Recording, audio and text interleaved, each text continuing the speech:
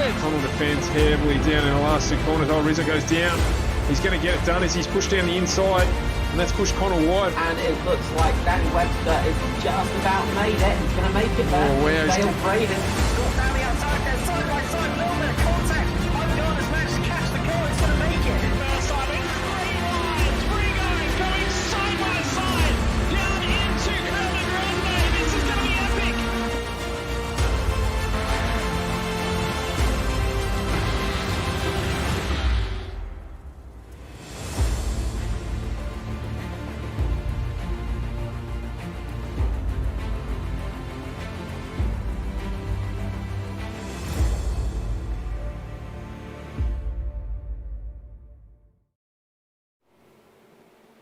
Good evening, everyone. Welcome to FGM eCast. We're back. It feels like we haven't been on for a month, but it has only been a few days since we were last on. It's been a busy few days. We are here, pumped up, revved up, ready to go. We are at Belle Isle for a 70-minute enduro race with the Aus Pro-Am Sim Series, one of my very, very favourite tracks, this one.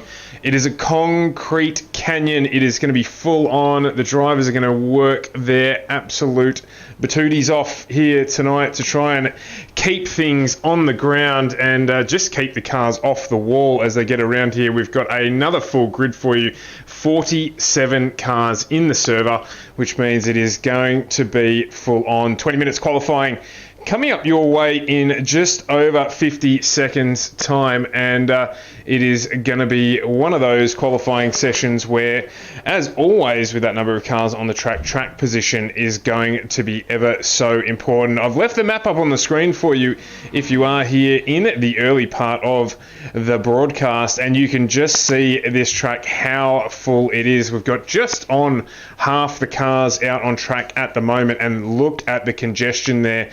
Bottom of your screen is the bottom of the track, so second half of the track is absolutely full. It gets real tight and twisty in there, and the drivers are going to have to earn their dollars, so to speak, here. And I believe I have Carl back with me. Carl, good evening. Evening, Stuart. Good evening, everybody. It is a pleasure to be back, and mouth is fully healed now, so I'm pretty much back to full strength. Absolutely. I hadn't made comment of that at all, but it's good to hear that you've got back to your normal self as well, Carl, after a couple of interrupted weeks. Yes, not the easiest thing to do, speaking with about 35 stitches in your mouth, but managed it nonetheless. We are here at Belle Isle, as you said, Detroit. Fantastic place, Motor City, of course. One of the key things about this place is that first corner. You've got to be careful of the curbs as well at this track. They are notoriously bumpy, and just look at the gaggle of cars trying to get out of pit lane already. Absolutely, have a look at it. It is fantastic to see. So we've got 20 minutes of qualifying here tonight. First thing, as always, we're going to do the demo driver. Actually managed to get a lap around this joint. Loves the track, to be brutally honest, so we're going to jump on board for a hot lap. We're in the CTC sponsored Porsche as always, and this hot lap is... So as we come up to the first corner here, we're going to go through here. You've got to be careful of the curb. It's very easy to catch the curb, get a big launch off there. Turns 1 and 2 here, left, right. Coming onto a bit of a straight now, Central Avenue, down towards turn number 3. Very, very tight right-hander going underneath the Penske Bridge. This right-hander, you've just got to start braking around about the 200 mark. Watch out for those curbs. They can really catch you out. This is one of the few places you can get an off-track as well. Turn number 4, right-hander again, very, very tricky corner. Coming down towards turn 5, the left-hander, very easy to go into the barriers here, very easy to have a lot of cars pile up and block the track. Turn number 6, uphill, unseen crest, right-hander. This is where we saw a big accident in the IndyCar series. Onto Strand Drive, down towards turn number 7 and the twisty section. This isn't really a straight, there's a few little curves in here, but they don't get counted. Strange for an American track. Right-hander, sweeping right into turn 7. Going to take you into the left-hander at turn 8.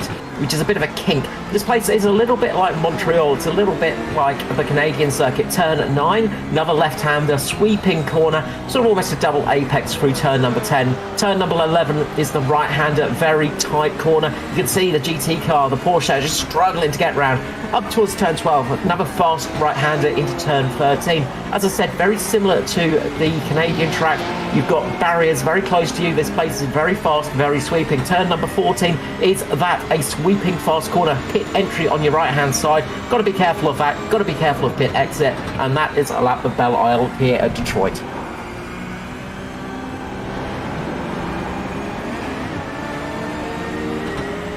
In other series that we broadcast there is a rule from race control to make sure that you stick to the right-hand side of the track. Now, the line on the road there does end at the exit of the corner for the cars on track. They always push wide there, turn in early, get on the gas for that long front, for that long first straight, shall we call it.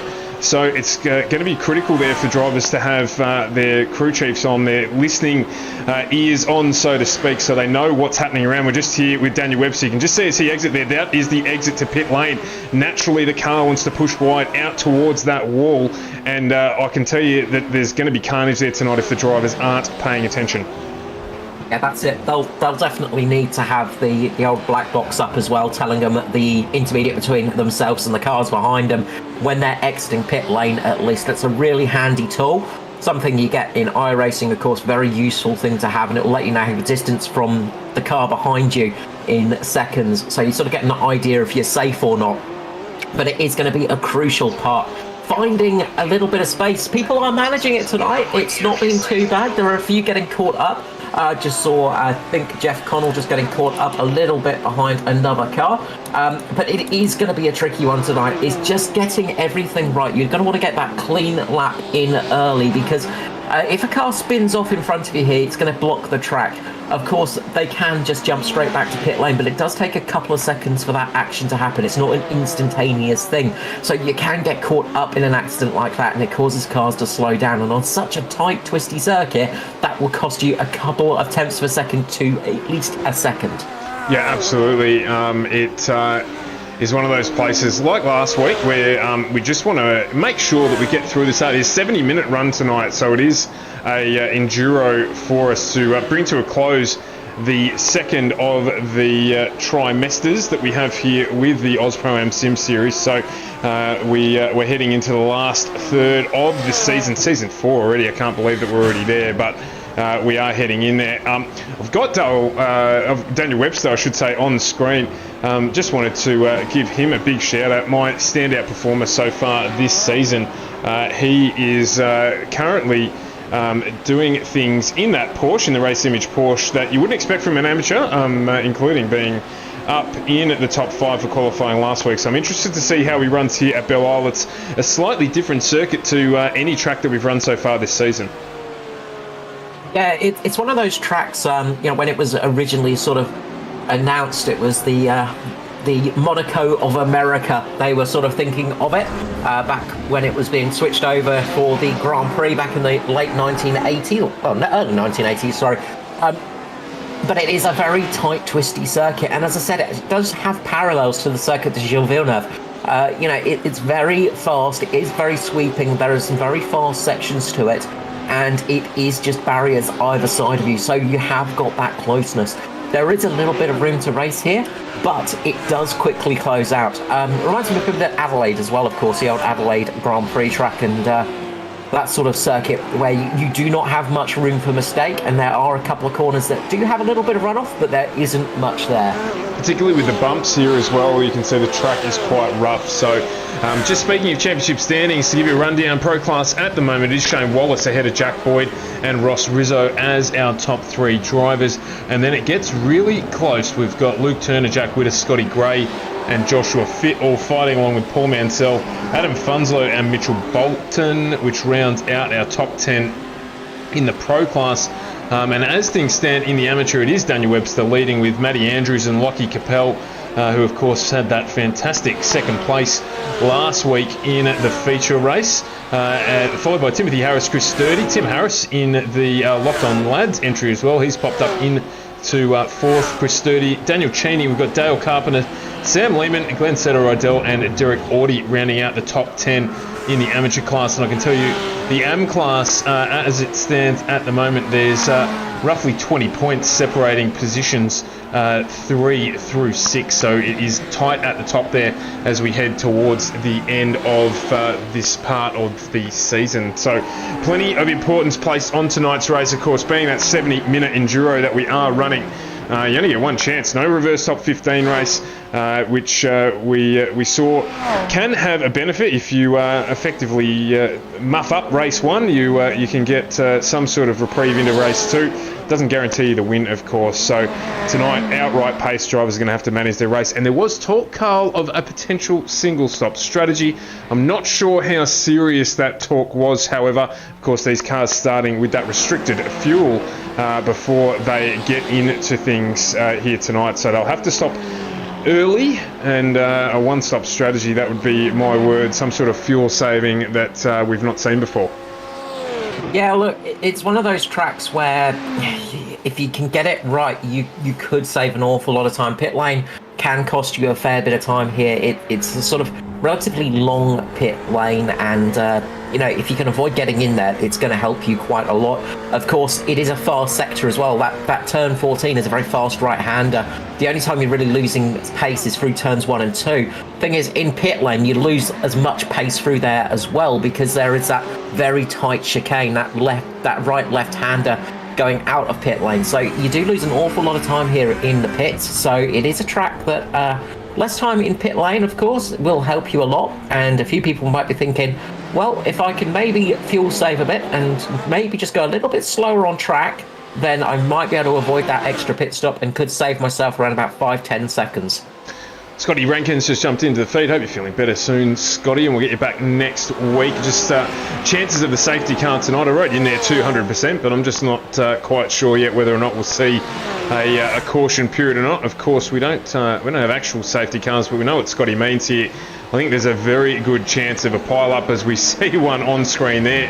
Andrew Hayes just not quite seeing that car pulled over on the inside there, but I think there's every chance we're going to see a caution or an incident, particularly under cold tyres here. That bumpy surface likely to catch somebody out. What do you reckon, Cole? Yeah, look, it's one of those tracks. We saw it at where was it? Last season, where we had that big pile up towards the opening of the lap, Detroit, where the track got blocked. It was at Detroit. Oh yeah, there we go. So yeah, and this is the thing. It is one of those tracks where it can absolutely happen, and you've got to be careful. And there is a chance we may even see it come out tonight if something like that happens, especially with an endurance race like this. As we see a fair few cars actually making a few mistakes on on their qualifying laps. So a few people just taking a bit too much curb, just losing the back end of that car, and it's something you have to be careful of here. Is that curb is a dangerous thing.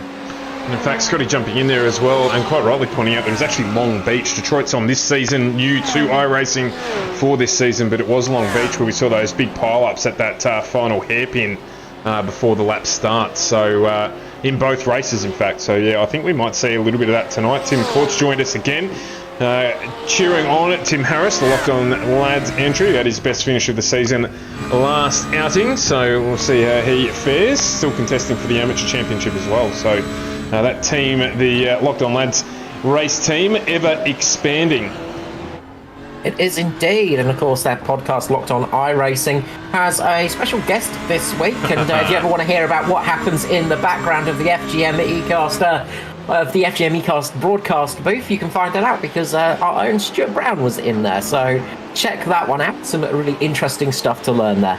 Terribly boring, droll, drool. They were digging for guests, and my name came out of the very bottom of the barrel, but do have a listen to that if you're interested in wasting an hour of your life. No, the Locked On Lads do a fantastic job. It was great fun to be on with them, and I thank them very much again for having me as a guest on the podcast. I was just going to bring up one more thing, Carl, while we're just talking about it here. There's Plenty of murmurings going on in the background around Season 5. One of the things I love about this, or one of the many things I love about this category, is the way the owners of it, the administrators of it, seek feedback from everybody. There's some talk around the changes to the way they do BOP, or balance of power, next season. Currently running the Success Ballast system, which I'm quite a big fan of, because it does help vary up with the car changes, change restrictions for the drivers, does help vary up who we're seeing as a race winner. But tonight, just to update everyone, the Ferrari has gone on a diet. It's lost 10 kilos. The Porsche has lost 2 kilos. BMW has gained 7 kilos, 22 kilos there now of ballast on that one, and a whopping additional 5 kilos to the Lamborghini has it sit at a massive 27 kilo loading. That will have a huge impact around this joint, where the balance of the car is so very important. Well, indeed, I think they've just parked a Fiat 500 in the passenger seat of that Lamborghini, in all honesty, just trying to slow it down a bit. That thing is an absolute beast. It may not be everybody's favourite car to drive, but it is an absolute weapon of a thing. And with the hands of the drivers that are driving it at the moment as well. That's one of the big parts of it. Of course, Shane Wallace has been putting on a masterclass this season with it, that we have seen other drivers as well. You know, people like Matty Cardiglione,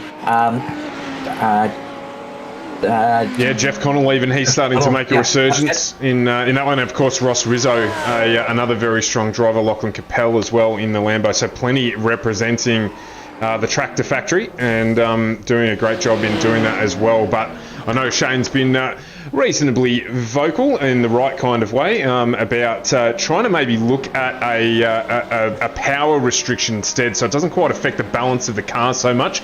Good idea, I like it for next season. Still well and truly up in the air, but not a bad suggestion. Yeah, that's it. Look, power restrictions can absolutely be an option, and it does change.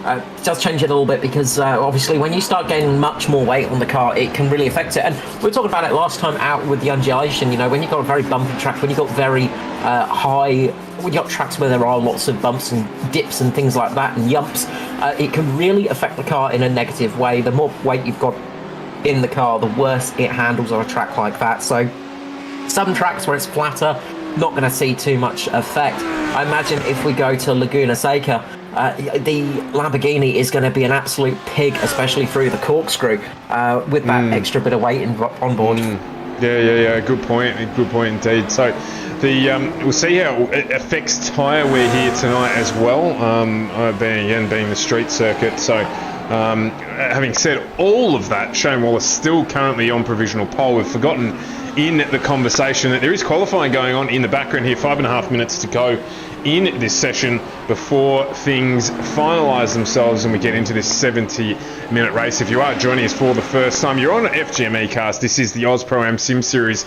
live to you from Belle Isle. A big thank you to all of our series sponsors, splattered across the top of the screen there as we like it. HJ Plant Repairs, Simrics.com, Phoenix Smokers, Computer Technology Corporation, and 93PC, who help us all get this managed. Just seen there on board with Wallace, just clip the right rear tyre on that outside wall. That is going to be a feature of tonight's race as well. Not so much from him, but something that the drivers are going to have to look out for as we have 5 minutes to go now. We do indeed. In the amateur class, things are getting a little bit closer. Lachlan Capel has done a great job getting it up into P12 at the moment. He's just ahead of Glenn Boyd and Glenn Seto Riddell. So those guys are really close at the moment in 12th, 14th and 12th, 14th and 15th. Yes. 13th, 14th, 15th. There we go. Sorry, my timing was just updating itself for a moment there, missing out a number. But yeah, very close between those guys. And the AM drivers are really starting to put the pressure on. Few of the pros just unable to keep up with them. Yeah, well, let's be brutal about it here. Lockie Capel, obviously provisional pole position for the AM class, but 13th outright is another really strong performance when we've got a 70-minute race coming up. So we saw him last week take it to Wallace for a couple of laps at the front of the field, and well and truly maintain his position in P2 throughout the duration of the remainder of that race. So he will be one very difficult man to beat at the front of this field, and the track look not doing him much injustice. He's 5/10 or half a second off the lead of this race in terms of qualifying, so he's no slouch at all around here. Andrew Dyson's another one I'm going to keep my eye on tonight. This track will suit him in terms of what his experience and skill set brings. Bumping, very careful on the brakes as well, albeit these cars have ABS. So I'm looking for a big performance from Dyso in the 41simrigs.com entry tonight. And Jeff Connell as well, who's currently sitting in provisional 4th position in the Ferrari. He's had a bit of bad luck so far this season, but I'm expecting him to potentially run that long strategy, which we saw work so well for Jeff last season. Yeah, that's it. It's been a bit of a stinker for Jeff Connell this year, which is, we don't expect that from Connell. He has been incredibly quick and is often very consistent as well, but he's just had some bad luck, been caught up in some incidents as well. Not the easiest thing to do. Same with Matty Carlioni as well. He's had a couple of moments this season, just a couple of small little incidents here and there, just tiny touches, and it has literally just been tiny touches. Nothing major, but those just little taps here and there, and they just count up, and it just knocks your confidence sometimes a little bit as well. So he's going to want a good strong race tonight with nothing happening. He's just going to want a quiet race tonight where he gets a good finish, and I'm sure he'll be looking for that. Danny Davidson doing a great job in P2 at the moment. He's just a couple of thousands off Shane Wallace, very, very close up the front, and Jack Willis as well up there as well. So these guys all very quick. There is barely anything covering the pretty much the top 10 cars. It is so close. Although saying that, Shane Wallace has just put in a 1:27.5 out of nowhere. That is a ridiculously quick lap. Absolutely. Dennis, welcome to the stream. Pity you're not out here tonight, and we've just seen Danny Davison's last flying lap just come a cropper as someone's just turned into him there and damaged the front of the BMW. So it is going to be Wallace from Davison. It looks like Jack Widdis is going to take out P3 unless this man on screen, Jeff Connell, can do anything about it. He's got time to get this lap finished. He's about a third of the way through the lap, so we're going to stick with him here just to see what he can do. He's got Andrew Dyson, Matty Carlioni breathing down his neck in terms of times. There's 2 100ths between himself and Andrew Dyson, so we're going to have to see if he can pick up this lap. He's got a good section of track here actually to himself, so looks like he may be able to get this one done. Plenty of cheering going on in the chat. Thanks Timmy with the Go the Cows. We love them as well. There'll be plenty of coverage there. But we've got to just see out qualifying here. Danny Davison looked like he's going to actually get in another lap, but I think that's only going to be an out lap for him. So that'll be all he wrote. So let's see how Jeff Connell goes here as he comes through to close out the lap. He's got 2 corners to go here before he heads through and across the start-finish line. He's down on his fastest lap. I don't think this one is going to be good enough to improve his position. And in fact, it isn't. So no good there. Looks like things are going to stay relatively stable. All of the AM class. Tim Harris still out on track, so I'll jump on board with him. No good, Tim. Hope you get better soon, mate. Look forward to seeing you out next week.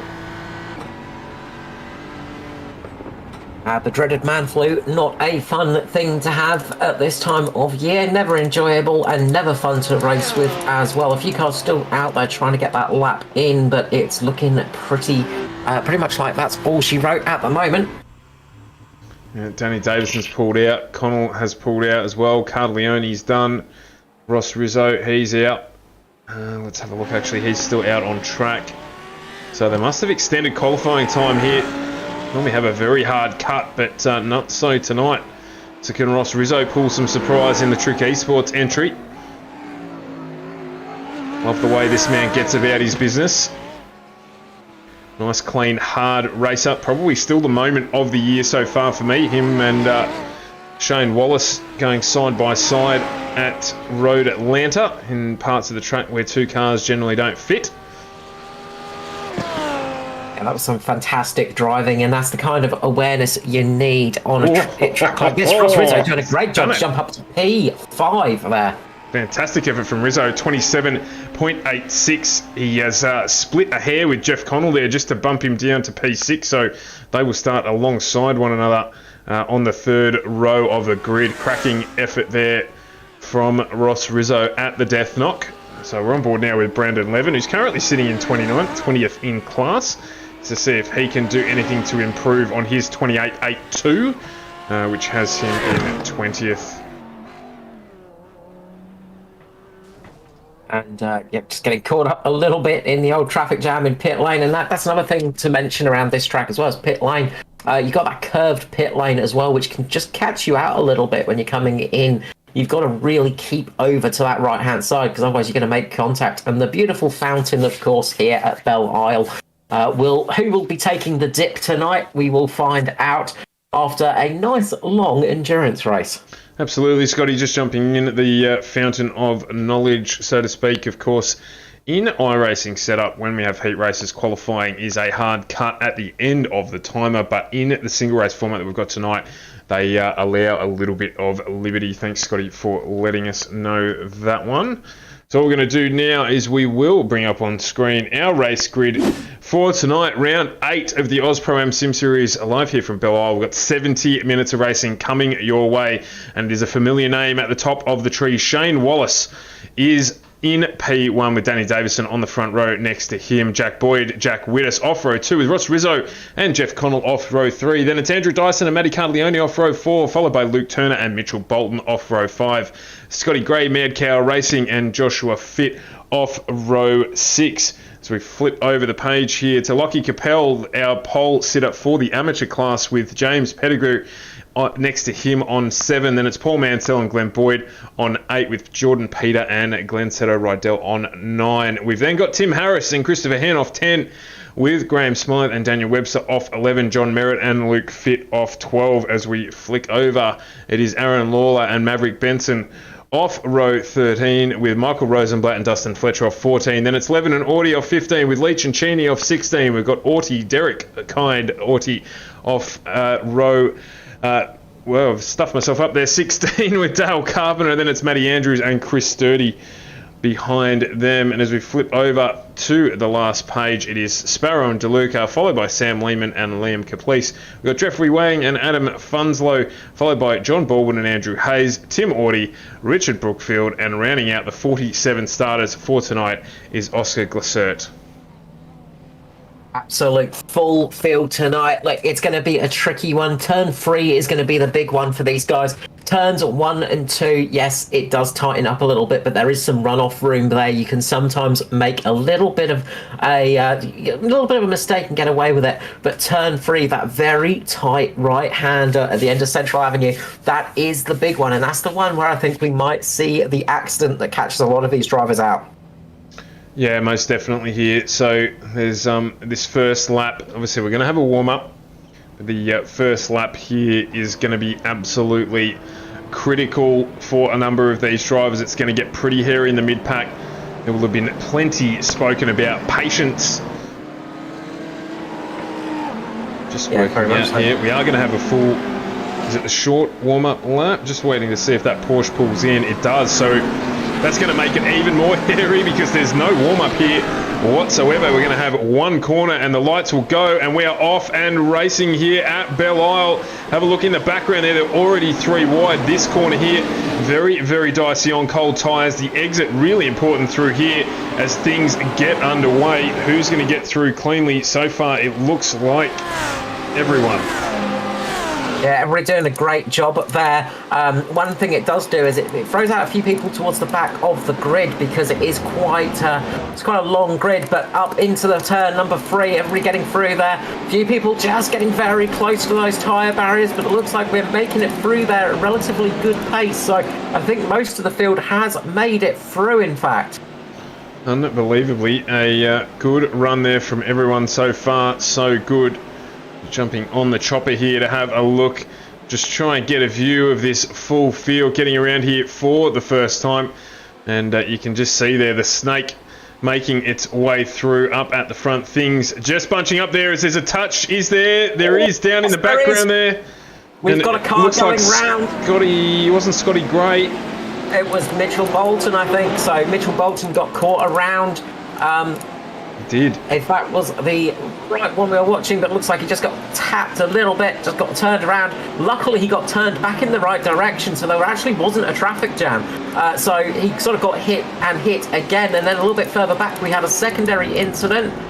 Somebody else has gone around. I think it might have been... It's Graham Smythe there. Yeah, Graham. Smythe, yeah. He's on screen now, just getting turned as well. So, all things considered, not too bad. As good as it could probably get on the first lap on cold tyres, particularly with such a shallow warm-up. Yeah, look, that's it. And a few people got very lucky there because there could have been a really big... that could have been an absolutely devastating one if that car could not get spun around. That would have been that for the night, and those cars who were in front of that incident would have just run away with it and had a nice clean getaway for a little bit of it. Quite a few cars opting to come into pit lane and make a stop already. Everybody from 35th place down, I think, has made that stop. So quite a few people already coming into pit lane and chucking in some extra fuel, of course. We expect these cars to do around about 8 laps, I think, on the opening stint. So we'll see how they go with that one, see if they can stretch that out to get it a little bit longer and see if they can actually get a one-stop out of this one. Yeah, absolutely. It's going to be interesting to see who plays what strategy. Of course, those drivers jumping in are going to have to definitely make a second stop, but see how that plays out for them as we are watching here. As Shane Wallace just opens up a nice little gap. We've got plenty of movement in the paddock so far. Jack Boyd's already up one position on Danny Davison. He's into second place now as Wallace heads across the start-finish line to start his third lap. And that Lamborghini looking very, very wide already. And just settling into a groove. And then it is Jack Boyd and Danny Davison behind him. Sorry, Carl, go for it. Yeah, just going to say, you can see the car's getting a little bit of air as they get out of turn number 2 there. You can see with Shane Wallace, indeed, he just almost had all 4 wheels off the ground coming out of turn number 2, and that just shows how bumpy this track is. The fact that you do get the car just lifting off that little bit, and that can catch you out. If you haven't got the car settled and you're not used to it, you can really get caught out in a situation like that. Whenever a car gets air, especially a GT car, it's not a fun feeling. No, absolutely not. As we've got Lockie Capel on here on screen, currently leading our amateur class. He's got Glenn Boyd and Glenn Setter-Rydell right behind him there. So this is the front 3 of the amateur class here at Belle Isle. And we're just trying to capture everything. Those damn trees always getting in the way, Carl. What are they doing? I know, trees are an absolute disaster to the world. We need less of the things. Yes, more motorsport, less more trees. motorsport, less trees. Right, yeah, absolutely. Let's do that. But no, we do get good coverage here with the cameras that are supplied by TrackCams for Gourmets. So we appreciate their support in our little venture here on FGM eCast. But we've got a whole new host of cameras. Jump through them all through the evening tonight to give you a good overview of everything that's going on. It looks like Setter-Rydell is actually quite pacey at the moment, grabbing the inside grass there on turn 1, which can help turn the car in. It's a deliberate strategy, but it's a risky one because it can also help turn the car around, and that's what they're doing. As Setter-Rydell looks like he is just sticking the lights out here just to see if he can interrupt Glenn Boyd's train of thought as they head down into turn 2, but nothing doing there. You have to try something else in the pulse tuning entry. That's it, of course, just getting in the mirrors of that car ahead of you, of course, can just distract the driver a little bit, can cause them just to go, oh, there's somebody just trying to make a move, and lapse of concentration around here. If you lose concentration for a millisecond, you're going to find yourself in a wall or a tyre barrier. So that's what he's hoping to do with that little feint of a move. It's not really trying to gain a position, it's more so trying to catch the driver out. So it's a risky strategy, but it is a strategy.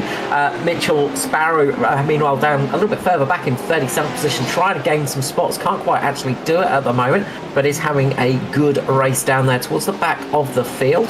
I think he has actually come in for a stop as well. So he just came in for a pit stop. So he's just come out of pit lane. So there are a few drivers back there who have made their pit stops.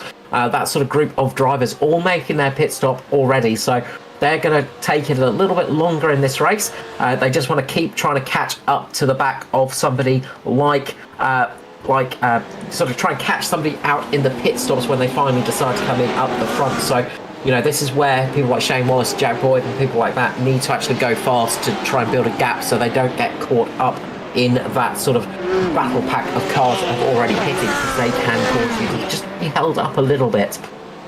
As we have, we've got some issues up at the front here. I'll bring this up on a replay.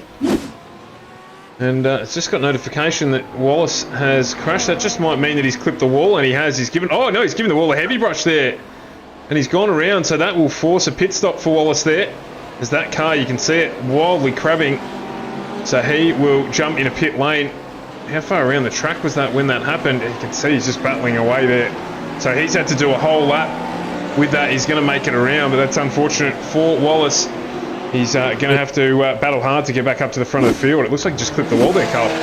He did, yeah, just pushing a little bit too hard possibly, and that is absolutely devastating for his race. He is going to have a really hard time. He's hemorrhaging positions at the moment. He's already dropped down to 25th position, 26th position now. He's still out on track, not able to get into the pit lane at the moment. And this has helped Jack Boyd get him up into first place. He is now the race leader. So that is good news for him. Mitchell Bolton coming into pit lane with a slightly damaged Porsche as well. He's got some damage on the front end of that car. So he's going to get a little bit of a repair done as well. Wallace still out on the field, I think. So yeah, he is, but he'll make it around to pit lane. He's almost there now. Just focusing here, Danny Davison, Jeff Connell, just fighting hard there. The elbows as out as they could get from Connell, and getting the pass done there on Wittes. So Connell up into third position now. He's 3 places up. So we expected out of that qualifying effort to see a strong performance from Connell tonight, and so far he is proving true, up 3 positions. Wallace in pit lane now. He's going to get that repair done, and he's going to have to think about his strategy now. Was absolutely crabbing it down there. That car was not wanting to go in a straight line. That was an absolute disaster for him. But that has brought this race alive for a fair few people now. This has changed strategies for a lot of people as well. They're going to be thinking, oh, hang on a sec, we've got some chances here now. And you're going to see drivers possibly throwing the dice a little bit, trying some different strategies throughout the field now. So this is really going to be interesting, and we're going to see probably a recovery drive from Wallace as well. Danny Davidson coming in pit lane, Jack Wittes coming in pit lane as well. So we've got a few drivers coming into pit lane. James Pettigrew coming in too. So a few of those drivers coming in. Joshua Fitt as well. So those top 10 drivers coming in right now. So we are seeing the first of the pit stops happening here on sort of 7. Quite a few drivers coming in. How far can Jack Boyd get it? How is he going to be pushing this car? That's going to be a question for us, of course. I'm going to be just having a little bit of a look on board with him, just keeping an ear out, seeing what he is getting up to. Just on board now with Andrew Dyson in the Ferrari. He's been trying to chase down Ross Rizzo, and just losing a little bit of ground at the moment. So these cars will be quite light on fuel now. We're 6 laps into the race, or on our 7th lap I should say. And it just sounds like Dyso's managing fuel there as well, so he's definitely, I'd say, coming in this lap. Yeah, Dyson he's really in fuel saving mode. He's not pushing that car to the highs. He's not revving it at all. He's not putting it up there in that rev range too high. So he's just cruising around at the moment. Jack Boyd, meanwhile, he's pushing it relatively hard. He's not fuel saving too much. So he's keeping a good bit of pace at the moment, but he's coming into pit lane as we speak. Jeff Connell, meanwhile, coming in. So a lot of drivers coming into pit lane. Dyson has stayed out for another lap. So Dyso was doing a little bit of fuel saving there, but we have seen some drivers get caught out with this in the past. Luke Turner as well, one of those drivers sticking it out there, going for 8 laps. So he's going to be trying to push it as much as he can now, I would say. Yeah. Seeing what he can do. I wondered, Carl, if this might be a Ferrari thing, because of course the Ferrari is the only car that hasn't got an extra human on board in terms of weight penalty.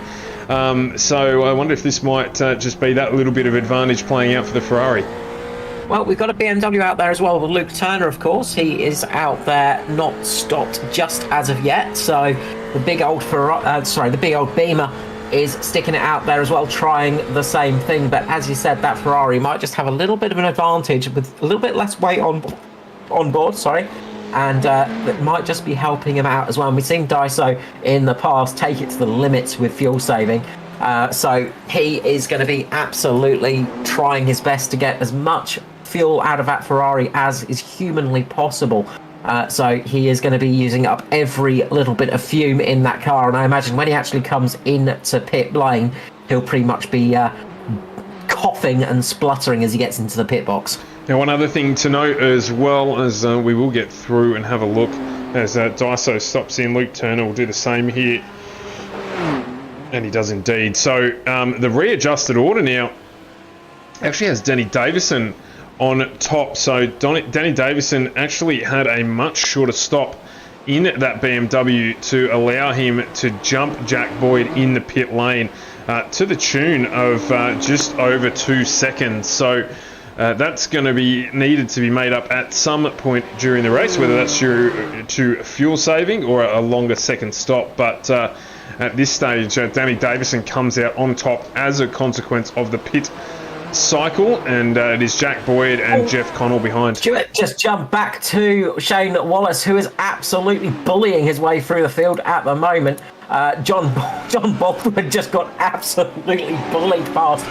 Wallace was just absolutely nudging him through to get past. Wallace down in 45th position now in the adjusted order. He is effectively sort of pretty much down towards the back of the grid. Yeah, 44th at the moment, just going past Tim Audi in pit lane. Yeah, so he is absolutely at the tail end of the grid, but he is trying to work his way back up the field, and he was taking no prisoners with that pass. So it's going to be a couple of laps until he catches up to that other group, I would say. But I'll keep an eye out on that one. I'll let you know once things start happening there. This is a chance to jump back up to the front here and just see how Danny Davison is going at the front of the field. Of course, Jack Boyd, a very, very rapid driver as well, as is Danny, so this will be a good battle for the lead. And just lurking in the background there is the Batmobile, just waiting for the signal to be put out so that he can move his way up into P1. It's probably not good when a commentator laughs at his own jokes, but I do enjoy my own handiwork from time to time. Oh dear me, it's been a long week and it's only Tuesday, but anyway, let's roll on as we do. But Danny Davison currently leading this race. I was having a little bit of a look through the timing screen as well, and Matty Andrews did the same thing. So he pit on lap 1, and he has now managed to move his way up into P1 of the amateur class ahead of Lachlan Capel. A lot less fuel on that Porsche by now, 6 laps into his stint. So Lockie will be the effective race leader eventually if he holds his place, but that Lamborghini starting to menace the back of the number 2 entry of Matt Andrews. Yeah, of course, both of those cars, well, we think both of those cars got to stop again, of course. Matt Andrews will be able to sort of take his stop when he feels like it, so that's going to be quite useful for him because he'll have that little bit more fuel on board, so he's going to be looking at playing around with that. So keep an eye on that one. That will be an interesting little battle throughout the race. Andrew Dyson in P7, so he's got that extra lap of fuel on board. He's going to be trying for that nice long stint now, seeing what he can do throughout this race, see what he can do a little bit later on. It's going to be interesting to see how that battle plays out and see what strategy he ends up going with. Meanwhile, Shane Wallace has started catching up to the back of Graham Smythe and Adam Funslow, who are battling it out at the moment as well. Those two dicing it out for position side by side, losing time with each other, and this has helped Wallace just catch up to the back of them, and we are going to see how passing is, if passing is possible, and how passing is done here at Belle Isle here in Detroit, because it is a tricky track to pass on, not the easiest place, but we know Wallace has got some pace, and he's going to be wanting to try and get as fast as possible to get through this field. Expect to see him trying to do a few passes in places that you don't normally see them. He's either just in front of him. I think that's Smug just moving out, just trying to get a little bit of a eye on Funslow, to try and get a little bit of a pass on him. But these guys are all battling it out, and they are really pushing it to the max now. Just had to back out a little bit there, Wallace, just to make sure that he retained a wing mirror on that Lamborghini. Probably worth $8,000 or $9,000 as a component by itself. But just wanted to push a little bit on him there, and jumps down into a lower gear just to get the drive out of the corner. Wow, that is ambitious. Oh my goodness me! How did he miss that there? And he's going to get the move done here as well. That was a trouser moment if I have ever been on board to see one before. My goodness me. Adam Funslow there just ended up depositing himself into the wall. Yeah, just gets caught. He actually just got tagged a little bit by Graham Smythe, yeah, he did. Smythe, yeah, so a little bit of a hit check there, and I'm not sure if Wallace made contact with the back of Funslow. It might have just been a slight contact, but one of the things you can sort of see in the driver, on the driver's sort of eye view, is the sun in that spot of the track. And that's one of the things here as well, is because the sun is setting and it's going to start getting in the eyes of the drivers. And that can hurt you because it can make it very hard to pick your braking point sometimes. Yeah, absolutely. And even just to know that how far away you are from the car in front, particularly when you're that close together, the sun can really throw you out. So surely no malice at all there whatsoever, but unfortunately it certainly affected Funslow. Yeah, it's a shame those two are having a good battle up until that point. Speaking of just battles, there are a few going throughout the field at the moment, and Shane Wallace has come up on that battle yeah, I was just right about to say, have a look at this gaggle of cars. My goodness me. This is a very big battle pack at the moment. We've got cars all on different strategies, all different speeds. We've got AMs, we've got pros, we've got all different classes throughout there. I think Jeffrey Wang might be in sort of towards the front of this one. Oscar Gilset is actually at the front of that little pack at the moment. Sam Lehman there just getting side by side with a couple of people as well. It is really, really on down towards the back of the pack at the moment. The racing is absolutely brutal. As you see, Wallace there just trying to get through. He does indeed make the move. Not the cleanest of moves there. He definitely gave a little bit of the old rubbing his race excuse. Up in front, there's a little bit of contact as well. What's hurt? Into the wall. It's all happening here. This is for position 34 and through as he jumps into pit lane there, which releases Lawler. I think Andrew Hayes there is just taking the better part of valour and letting Wallace through just in case it came at another section of the track. Oh, as Wallace smacks the wall again there on the exit of turn 2.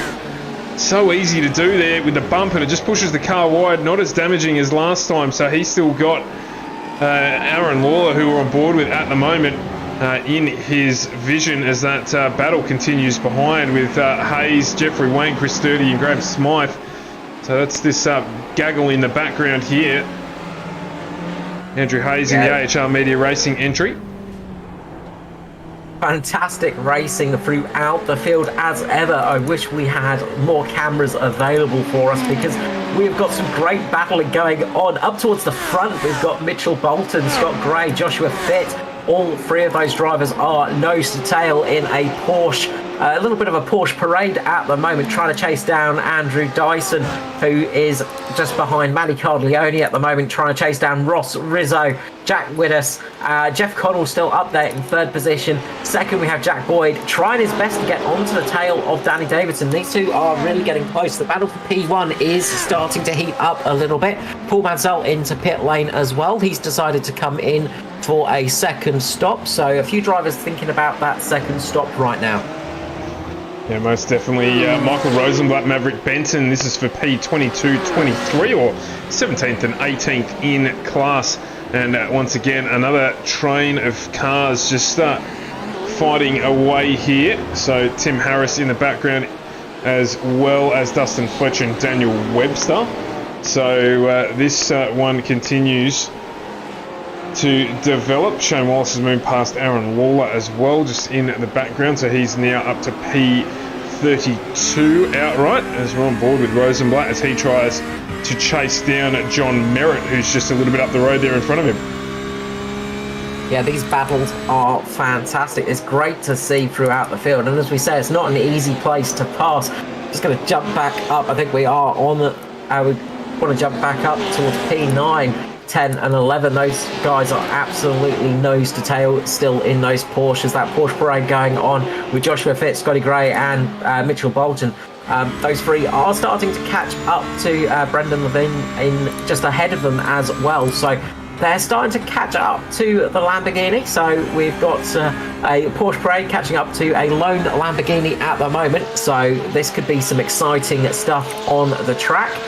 Looks like maybe Andrew Dyson's just not pushing too hard at the moment. He's sort of just setting some lap times that are decent paced, but not the best out there. He's sort of setting, looks like he's possibly just trying to set some fuel numbers at the moment, just not going too fast, of course.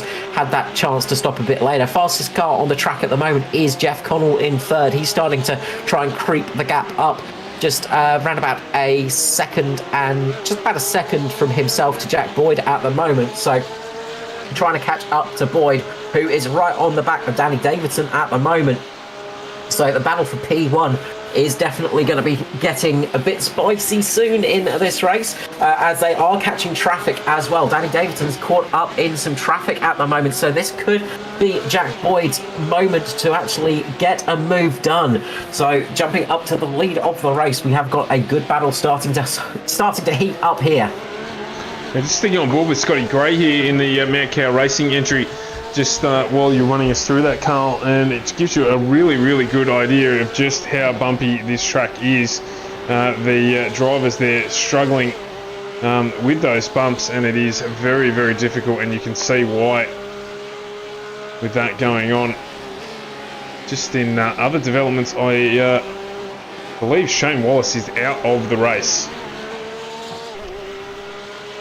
Oh, I will have a look at that one. I'll jump back and have a bit of a look-see.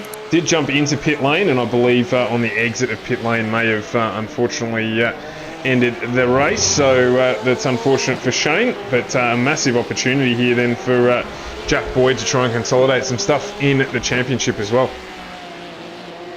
Yeah, try and get some points up. So yeah, just going back and have a little bit of a look at that one. So Wallace has just come into pit lane.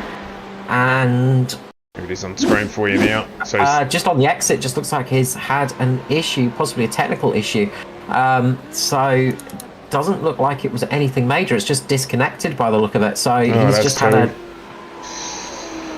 some kind of technical issue there for Wallace, unfortunately. Yeah, that is not good at all. So meanwhile, up the front, the battle for 1, 2 and 3 is on as it stands.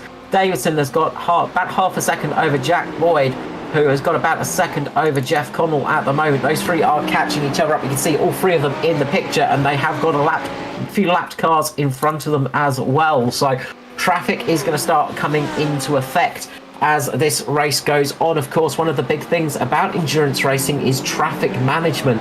And it is a very hard skill to learn, not only for the drivers up in front, but also for the drivers that are being lapped. It's one of those things that you don't want to lose too much time when you're being lapped, of course, but you also need to know you need to let those faster cars through, of course. And you'll probably see on the straight here just that car pulling to the side, which it does.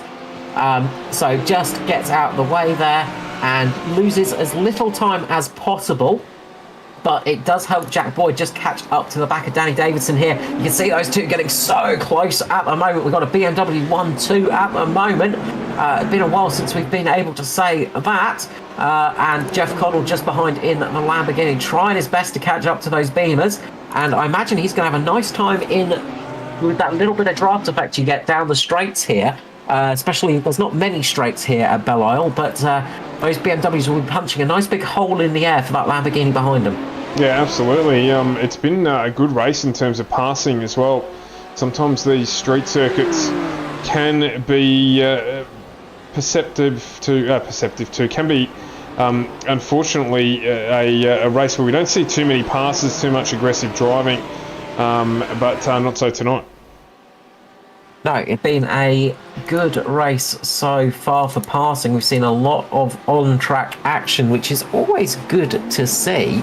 Always an enjoyable thing to watch as well. So, great action out on track, great driving as well. Because as we said, it's not an easy track to master. This one, it's not easy in a relatively small open wheeler car, let alone a big juicy GT3 car. These things are not exactly designed for these very tight twisty circuits. They don't feel quite right on them.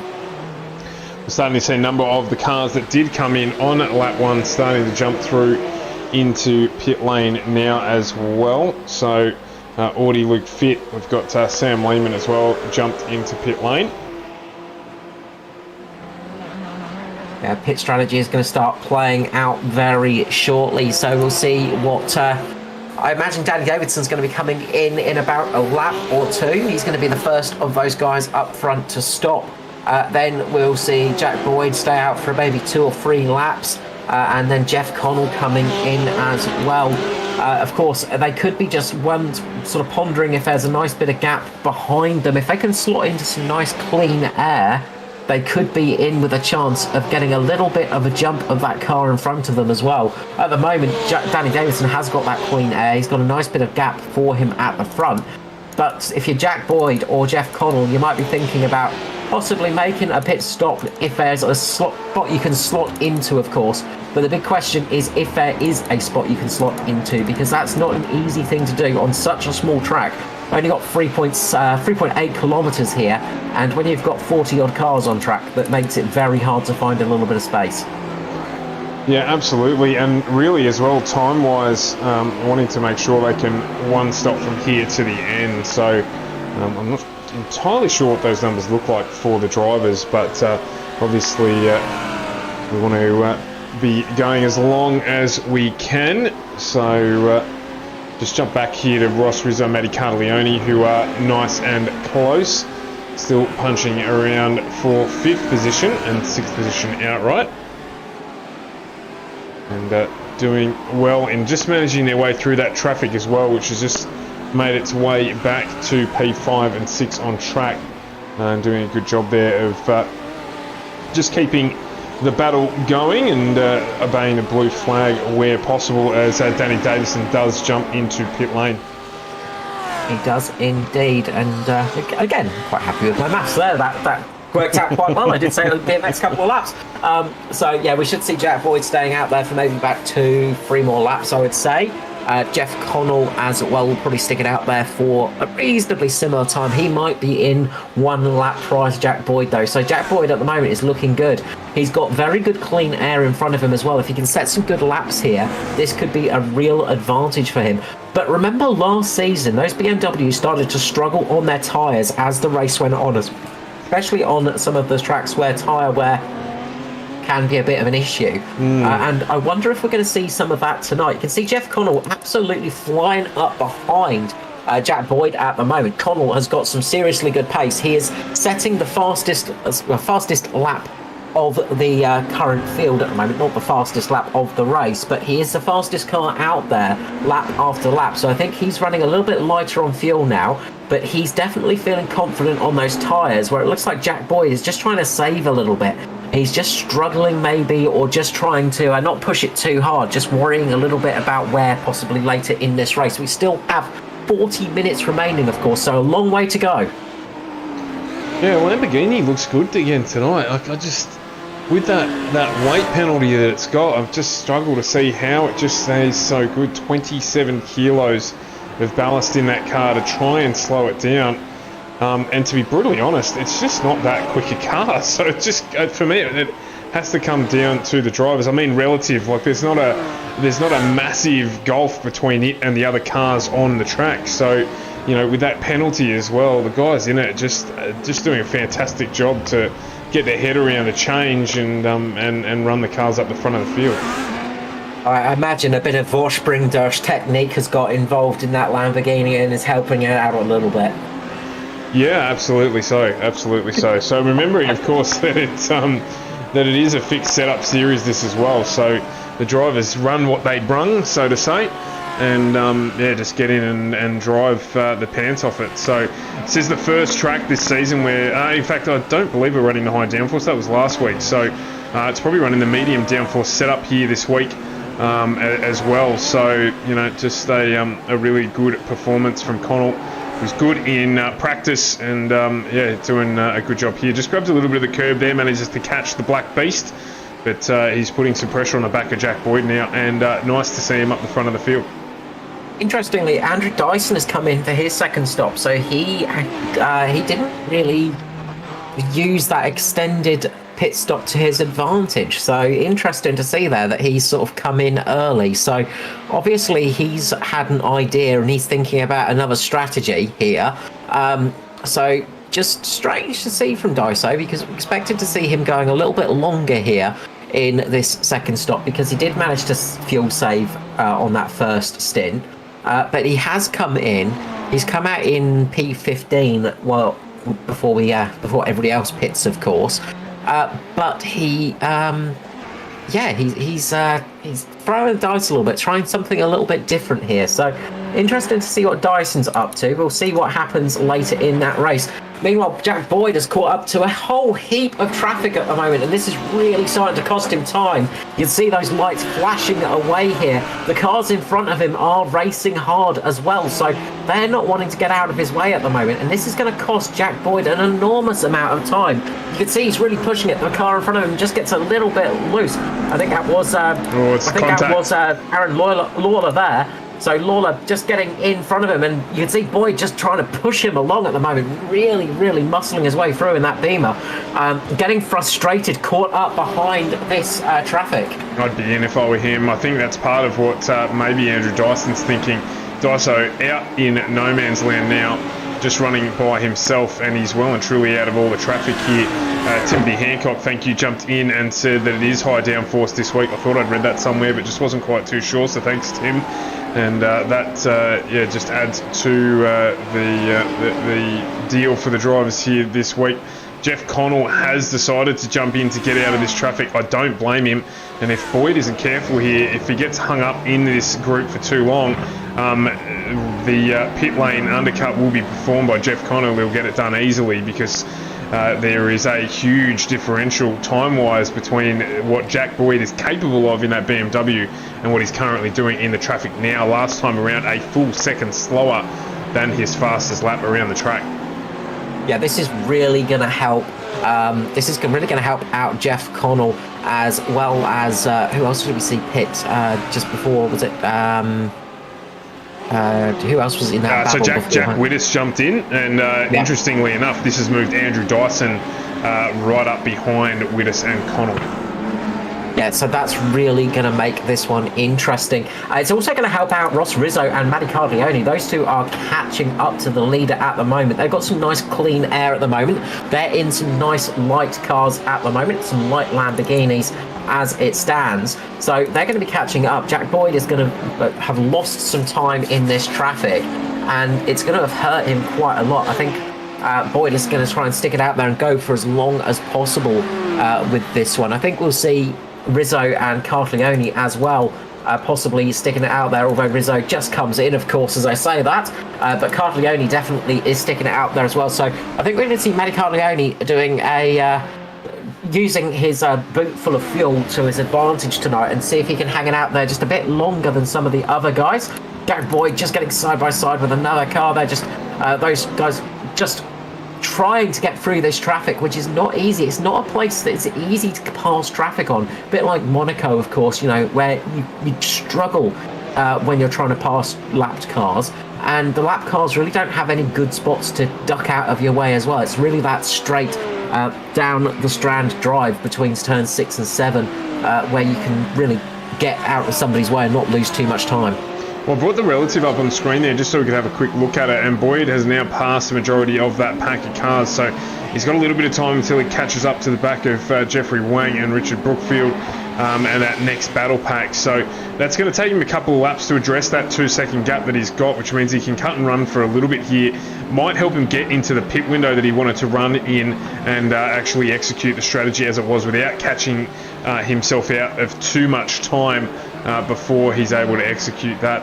What normally happens here is he'll jump into pit lane and completely discount everything that I've just said, and he's going to do exactly that. So right on time there. Thanks very much, Jack. I think we're going to see Ross Rizzo leading this race once things have actually panned out, you know. Sorry, Luke. Yeah, Ross Rizzo, I think we're going to see leading this race when it comes down to it, because Rizzo has done an incredibly short stop and managed to jump Jeff Connell. He has thrown the dice completely, so he is really trying something different right now. So that's going to be an interesting one to see. Let's see what he does in this race. I think Luke Turner is going to become the effective leader of this race, but he's probably going to have to stop one more time. Or as Boyd, sorry to cut you there, Carl. Boyd just leaves pit lane now. Just got out in front of Glycer, I believe, as well. So he has managed to retain his position in front of Carleone and Ross Rizzo, who are just at the top of the straight there as well. You can see them there just in the background. So Jack Boyd there still able to do that, and it hasn't cost him too much time either. So Jeff Connell actually, with those, what you just pointed out there in terms of the stop times, is actually the one who looks on track like he's lost out, but he took on a lot more fuel than Carleone and Rizzo. Yeah, that's it. Jeff Connell was stationary for 23 seconds. The rest of them were stationary for about 14 to 17 seconds. So they are going to be pretty light on fuel come towards the end of this race. We've still got 30 minutes remaining. Well, they're going to need to do one more stop. Is that what they're sort of counting on right now? Is this just a moment of we're going to be running a bit light on fuel, and we might just need a quick splash and dash? A couple of them may need to do that. Of course, it's going to be interesting to see how they do with this one.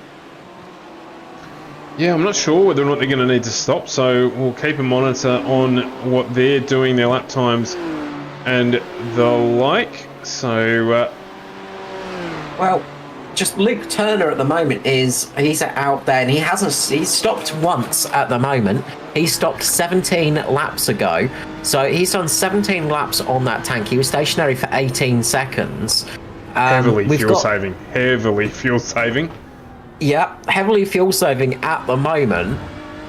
But if he can make it, let's say, if he can make it 4 more laps, then that means that the rest of the field should be just about okay. If he has to come in the next couple of laps, then those guys that took a low amount of fuel, especially people like Carleone, Rizzo, even Jack Boyd, they might be in a little bit of a danger zone towards the end of this race. Yeah, I don't know how long Luke Turner can keep this up. He is hemorrhaging time. Last lap around a 1:30 flat.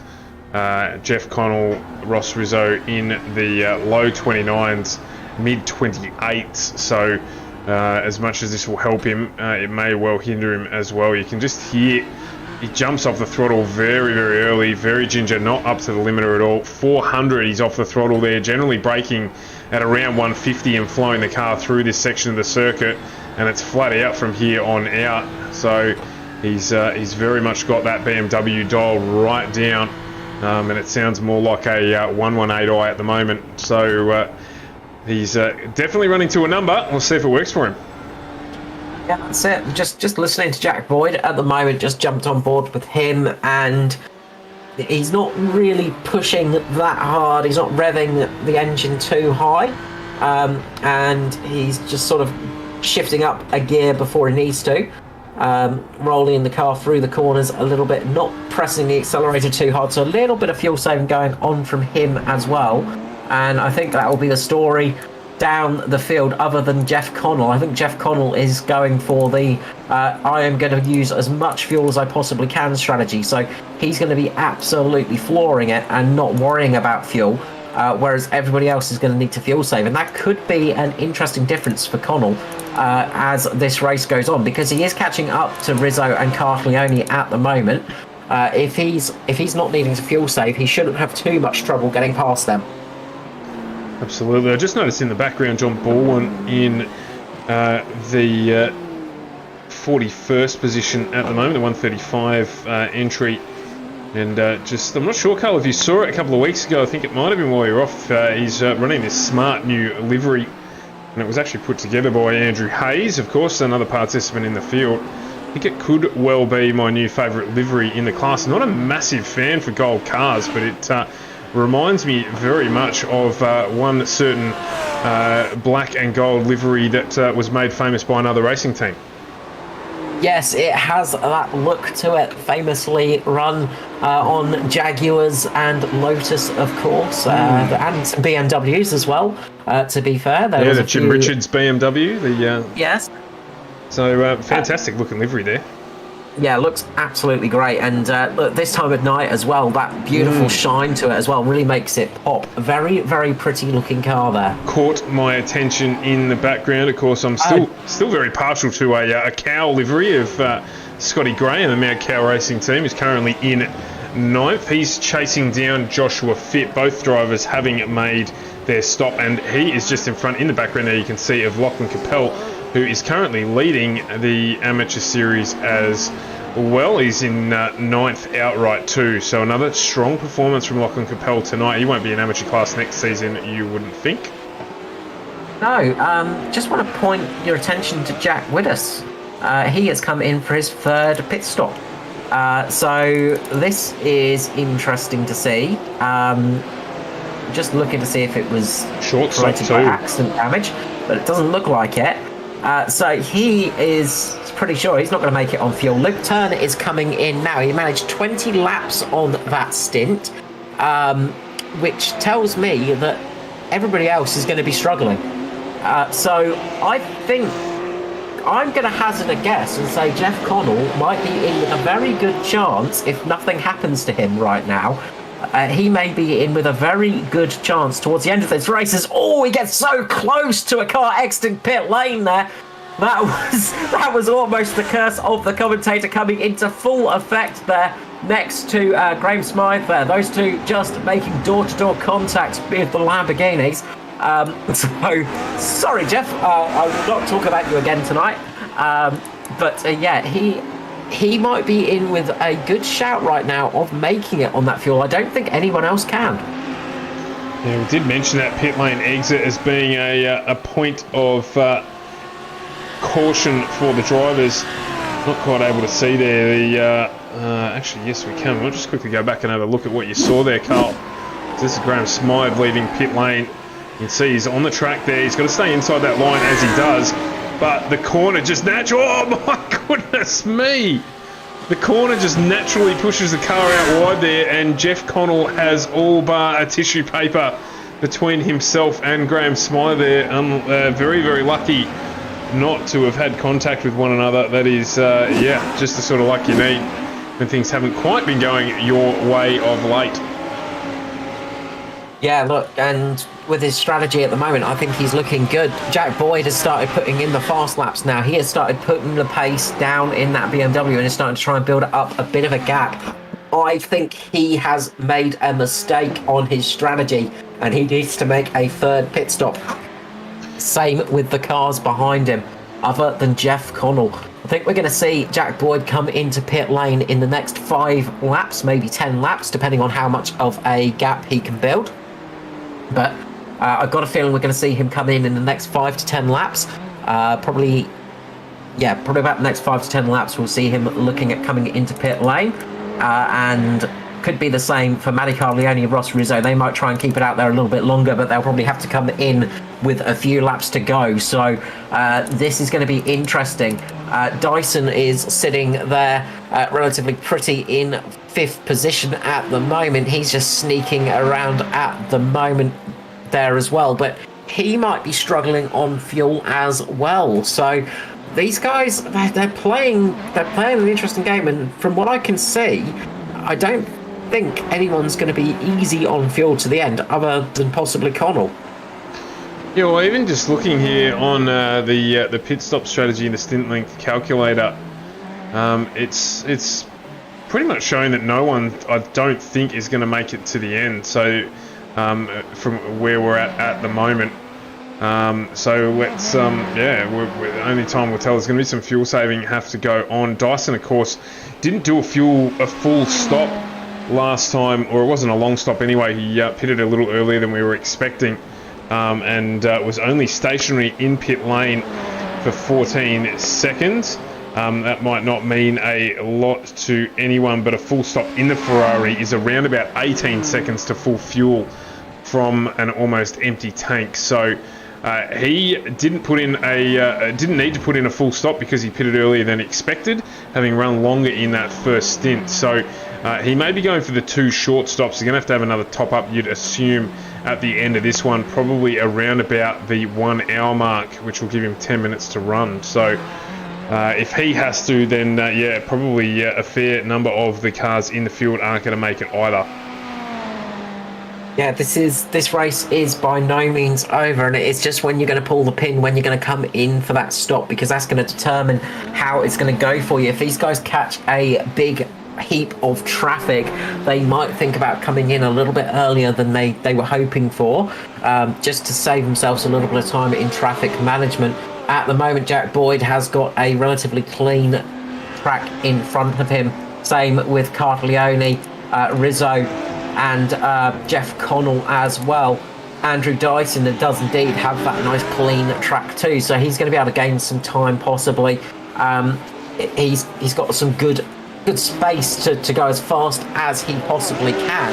At the moment, Jeff Connell is the car that's setting the fastest times, so he is definitely not worrying too much about the fuel. Time being a 28.3, so just a couple of tenths shy of his fastest lap, so they're definitely not fuel saving, I'd say. Levin has just come in as well from the top 10, so another car coming into the pit lane. That's moved Lachlan Capel up into P8 overall, leader of the AM class, and again doing a great job battling it out with the pros. Yeah, absolutely doing a ripping job. On board here with Maverick Benson in 12th position. He is very much inspecting the rear of the number 60 Christopher Hen entry and making a general nuisance of himself as he needs to. So he's got some good pace at the moment, Maverick, and just trying to find a way past the Porsche. So we're looking at it from the driver's perspective here, once again, just demonstrating just how rough this track is. They're a little bit squeamish. Might want to look away because you will get seasick watching from on board here. But you'd figure he's got the draft here, gone defensive, has Christopher Hen. It's going to be up to Benson to see if he can get it done on the brakes here. He's going to try and push it through. Good space given by both drivers. This is not a segment of the track where you want to be going too wide at all. This wall's going to close in very quickly on Benson, and he's still not able to close it out. It's got to avoid the curve there on the inside of the track there, and he gets it done. Christopher Hen just surrendering that position there. Good driving from Maverick Benson, moves himself up into 11th position. Great track awareness by both of those drivers, side by side through turns 7, 8, 9 and 10 and 11 is a tricky thing to do at the best of times, and they did a fantastic job racing each other there. Danny Davidson, he dropped back a lot of positions, and I think he may have got a penalty in pit lane because he was stationed for a good 57 seconds. So I think because he was up there earlier in the race, and he was the driver I was trying to think of, and I lost my train of thought, but he's dropped right down the lead. He's down into 16th position at the moment, so he dropped all the way back. So big shame for him as he was running well up the top of the field earlier on in this race. Absolutely. We just jumped on board here again with Jack Boyd just to see what he's doing fuel number wise. This stage doesn't look like he's trying to save any fuel at all, as Carl pointed out rightly before. So he is running, and I think knows that he's got to make another stop. What about Matty Cartleone? What's he doing in the Lamborghini behind him? Again, we've got unbelievably BMW, Lamborghini as our top 4 cars at the moment, and that is quite the performance. And we've got a Ferrari in 5th position, so it's we've got a Porsche free top 5, which is how it should be, of course. We don't want to see those Porsches up there. Nobody likes a Porsche. How dare you? You take that back. Joshua Fitt, the highest Porsche at the moment, in 6th position, doing a great job in that very cool car. Every time I see Joshua Fitt's paint job, I think of a watermelon for some strange reason. I don't know why. I think it might be the beautiful green paint job, but yeah, he's doing a good job in the always tricky to drive Porsche. the green paint job that he favours makes him stand out. As you mentioned, we'll jump on now with Lachlan Capel, who is taking it to these pro guys like he has been doing it for years. The part of the series that has impressed as well, driving the Computer Technology Corporation liveried Lamborghini, basically a company that saves you the worry of looking after your IT needs. Computer Technology Corporation jumped on board with the series this season, and we thank them for joining. And series guys even had some liveries drawn up for the drivers to use, and Lachlan Capel's got more than one reason to use that, but doing a great job representing CTC at the moment. Yeah, he's a driver that has impressed in a few series, of course. We've seen him over in the AUSPASS series as well, doing a fantastic job and really impressing the drivers over there with his debut and his races. Very young driver, but a very you got to say very mature driver as well. For somebody so young, he has really got a mature head on him, and he doesn't go for those risky moves. He's very calculating, and he is one of those drivers that you're going to go, yep, he has got a lot of talent, and he's one to look out for the future. He most definitely impressed Edward Foster, which is no mean feat either over in Ann's car. So doing a good job here in 8th. He is, we believe, going to have to stop again, having pit on lap 19. So he will make one more trundle through pit lane, we believe. But of course, in the past, we've seen plenty of drivers surprise us with their strategies. But at the front, still Jack Boyd. Still got about 5 seconds over Matty Cartaglione. Just sort of tempered down a little bit here. Cartaglione's got a little bit of a gap to Ross Rizzo, just behind him you can see there, and Jeff Connell is starting to catch on Ross Rizzo, so that battle will start to heat up as Ross Rizzo's got a little bit more fuel on, and in fact Boyd and Cartaglione's got fuel on. Oh, it's Connell there, just gives the wall a little bit of a kiss. Joshua Fitt jumps into pit lane, so the first of our top runners, as well as Lachlan Capel, just jumping into pit lane, so they're getting their last stops done. So at the moment, as far as we worked it out, Carl, anyone who pit on lap 20 or prior absolutely has to stop again. Yeah, I think we're going to be seeing the free stopper here. As I said, Jeff Connell might be able to just about squeeze it through. He was stationary for a lot longer than some of those other guys. Might have just taken the fuel on board to possibly make it to the end if he is able to fuel save. Was just looking through the AM category, and Glenn Boyd is doing a great job. He's now taking the lead of the amateur class. So we've got a Boyd leading in both AM and in Pro. So it's a double Boyd at the moment. Timothy Harris in second as well, doing another stellar job in the Locked On Lads, Locked On iRacing car. And then Dustin Fletcher sitting in third at the moment for the AMS, 15th and 16th for those guys. Glenn Boyd up in 13th at the moment. Importantly, Glenn Boyd pit on lap 23. I just heard someone hit the wall in the background there. But Glenn pit on lap 23. Rizzo and Connell both in pit lane. So Rizzo and Connell have pulled the pin. They are in pit lane. How long will these pit stops be?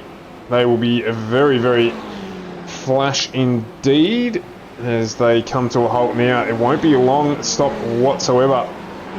We'll jump back there in a sec and have a look. Just keep an eye here on these stationary times because these did pit on lap 22. Oh, and Connell's got the jump on him. Connell has just got the jump on him. So he's managed to move up one place in pit lane. Jeff Connell, good strategy there, getting his number right, and out he goes, and that is a huge, huge benefit to him.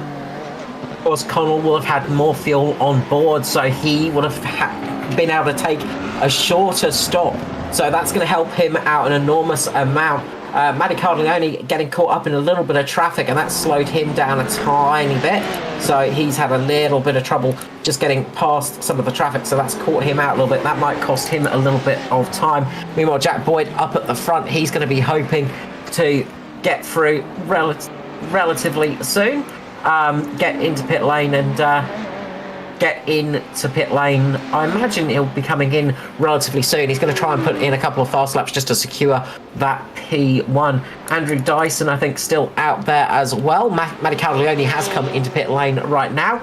Will we see Dyson ducking in too? I imagine we probably will, because he's going to be running a little bit lower on fuel too, as he does indeed.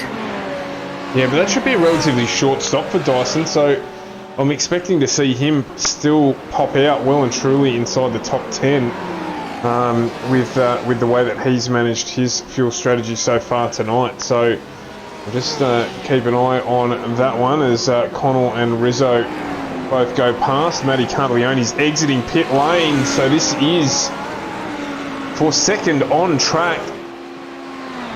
Unofficially, Scotty Gray's still got to jump in through pit lane, but you can see the advantage here for Connell.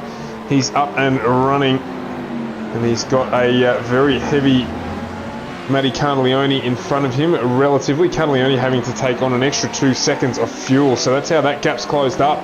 You can see as well how that crossover for Connell's worked a mighty amount as he's pulled away from Ross Rizzo just in the one lap they were out as well. So Connell with the pace here, he's looking good for a top 3 finish.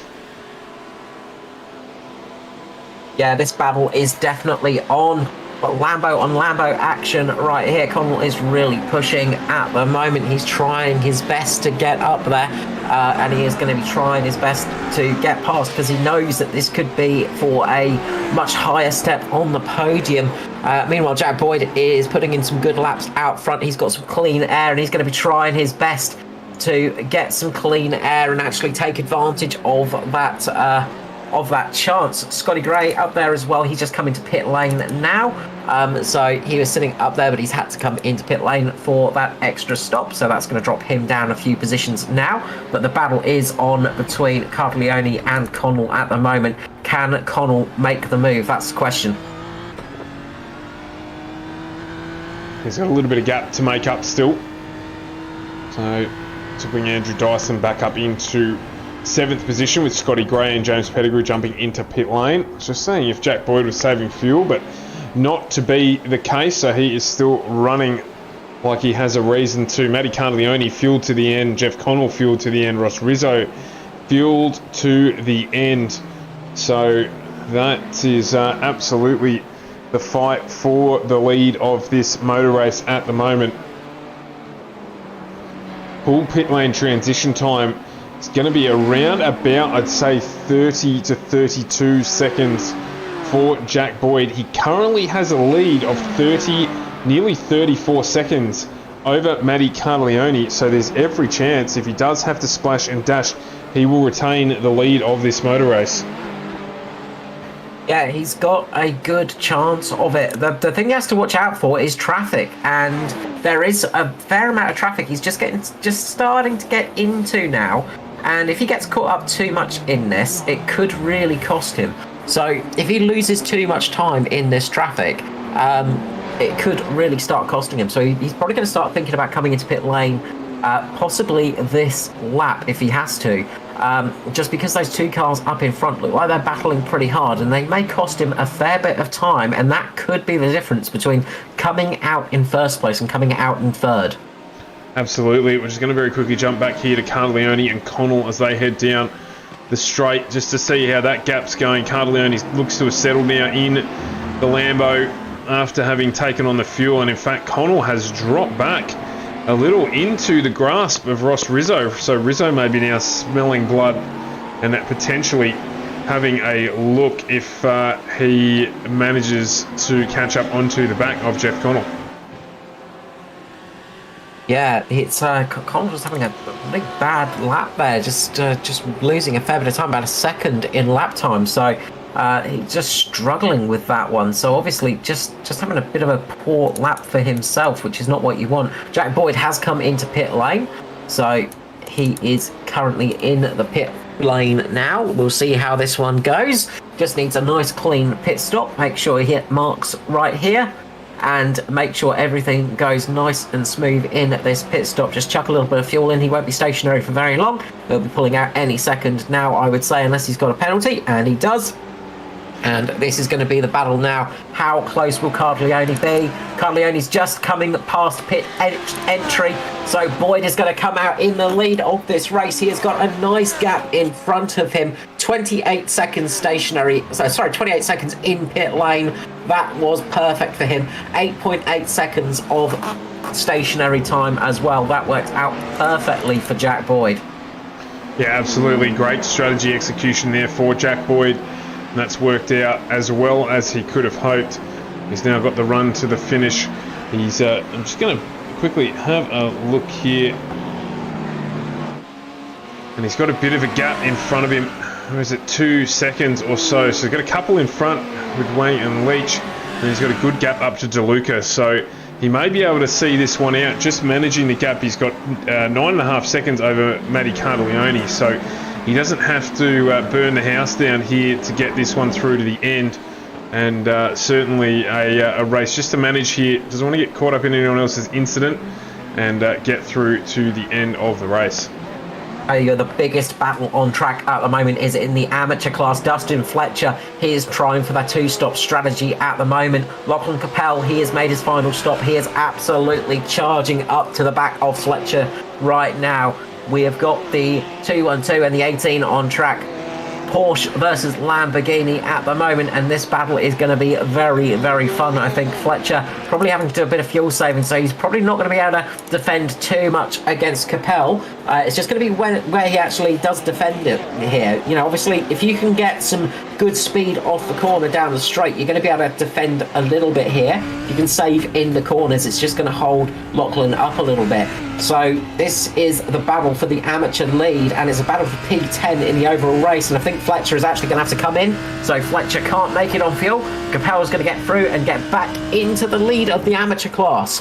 It is indeed. It moves Glenn Boyd up into P2 and Dale Carpenter into P3 of the amateur class. But I think Dale Carpenter may have some company relatively shortly from Tim Harris, who will want to take that P2 back from him. So, in fact, is Carpenter coming in? No, Carpenter is fueled to the end. So there will be a battle here between Carpenter and Harris, you would think, for the rest of the podium for the amateur class. Yeah, some interesting little battles on the track, and some different strategies playing out at the moment, and it's definitely opened up a little bit, as you would expect in a endurance race. You know, this is the thing, you do get a little bit of opening throughout the field, and it sort of makes things a little bit less frantic for some of the drivers, but there are still a few battles out on track at the moment. I think Christopher Henn and Brandon Levin at the moment just having a good battle too, and Levin as well, he's one of those drivers that is trying a slightly different strategy too. He's on my timing screen, he's done 2 stops. I'm not sure if he came in very, very early, but this might work out very well for him because he's gained 14 positions overall in the race. He started 29th, he's up into P15 at the moment, so this is working out very well for him. So we'll see how this one carries on. But he has got Rosenblatt just behind him as well, and Rosenblatt is absolutely flying at the moment in the 22. Yeah, Levin did stop on lap 1. He was one of those very early pit stop takers. So he's got Rosenblatt bearing down on him. Peters gets real loose in the background there. Jordan Peters, he's just managed to collect it up. He's grabbed the wall a little bit too, but he's done a brilliant job in not causing what could have been a very big accident there through one of the fastest parts of the circuit. Yeah, that is not a place where you want to have an accident, a very quick corner, and it's one of those corners that is pretty blind as well, so you come flying through there and all of a sudden find a stationary car, and things do not go well for you. We've got 4 minutes of this race, 4 minutes 50 seconds of this race to be precise. It is coming towards the end now, and we still have a few battles out on track, as we said. Levin has Rosenblatt got past. Rosenblatt has got past Levin right now, so Rosenblatt is trying to chase down Christopher Henn as it stands. And as we saw, Jordan Peter had a big moment, but he's managed to save it. Jack Widders has had to come in for another stop. Disaster for Widders there. That is not what he wants to have had happen. No, not at all. We're back down in 33rd position at the moment as Sam Lehman's trying to hold off Chris Sturdy and Aaron Lawler for 33rd, 34th and 35th. So you can see the three drivers there just start running nose to tail. Lehman's opened up a small gap in the BMW over the Ferrari, but that will close up here as we head down into the braking zone. Be careful through here. Just saw some good driving earlier on, 2x2 through this section of the track. Not normally what we'd see. Plenty of things that can go wrong through here, particularly if they grab the curbing on the inside there. They want to avoid that. Get the car turned in here nicely and get it on for the good run. But one of the lighter braking sections here, sweeping right-hander. Another one coming up right behind it as there is, and then they're off and running down to the start-finish line. So good driving there. One of the other problems you got now at this sort of stage of the race is, of course, the beautiful marbles on the track. You can see on the outside of the line that are those bits of rubber, these little balls of rubber just on the outside, and you get on them and it's like marbles. So you've got to be really careful at this stage of a race, just not going out too wide, because sometimes it can catch you out and all of a sudden your car feels like it's driving on ice.